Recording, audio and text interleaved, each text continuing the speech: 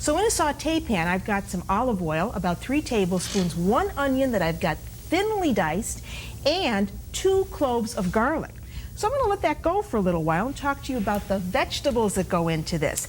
And for my lasagna, well, I like to have green peppers because I've got lots of those in the garden. And for this lasagna, I think this gives a very nice, interesting texture. And then with it, well, I'm going to have some of the other things I took out of the garden, like those eggplants. And for eggplant, well, in this case, I've taken off the skin, but you don't have to do that. The skin has a lot of vitamins, and I think it gives a nice color to many dishes.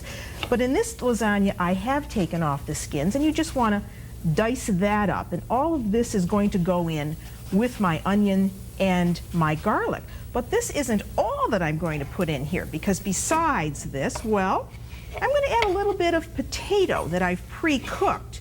Now, you know, potatoes and pasta together in Italy are a very nice combination, and people here don't often think that that goes together. So I want this to saute a bit, and here are my potatoes. I've got them all diced up already. That's just 2 generic potatoes gone into the pan like that. And then also, everyone has zucchini in a garden. So here's a zucchini that we've just diced up. So that's going in. And then, of course, you have to have tomatoes. And these are just plum tomatoes that have been diced up, and they're going in. And you can see that this is going to make a very hearty filling for the lasagna. And it's also very colorful, because color is very important in Italian cooking. And then we want to have some fresh herbs with this. Now, this is fresh basil. And in the summertime, there's nothing better than fresh basil from your garden. And of course, some flat leaf Italian parsley goes in. This is getting bigger all the time. And then with it, I want to add some salt. And I like to use sea salt because I think that that has a much better flavor. And some coarse black pepper goes in. Now you see, this is very simple. And just mix this all around. And then I want to cover this and let these vegetables cook over medium heat. So I'm turning the heat up a little bit. You're going to have to help me watch that now. So the cover goes on. It's looking beautiful. Now I'm going to turn that off, because now we can fix our lasagna. So let me get that out of the way, and I'm going to have to clean this up just a little bit for you so it's nice and neat. Now, I did tell you that lasagna is a very old food, didn't I? The Romans were enjoying lasagna. They called it laganum. And it was really a way to preserve wheat by combining it with water and then drying it.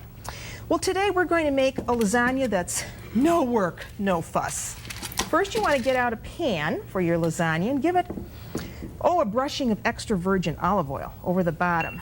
Then you go to the store and you buy yourself some no-boil lasagna sheets. You see, usually I make lasagna from scratch, but today I'm using these because this is a great idea.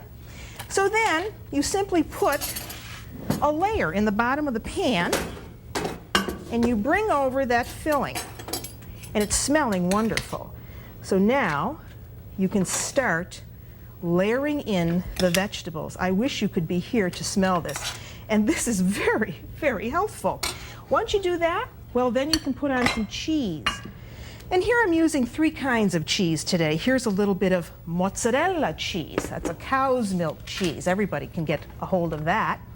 And then you put on another layer, press down on those sheets, and add more of the vegetables. Is you put on fresh, homemade tomato sauce right over the top, just like that. And this I made with just tomatoes, a little bit of olive oil, garlic, and basil.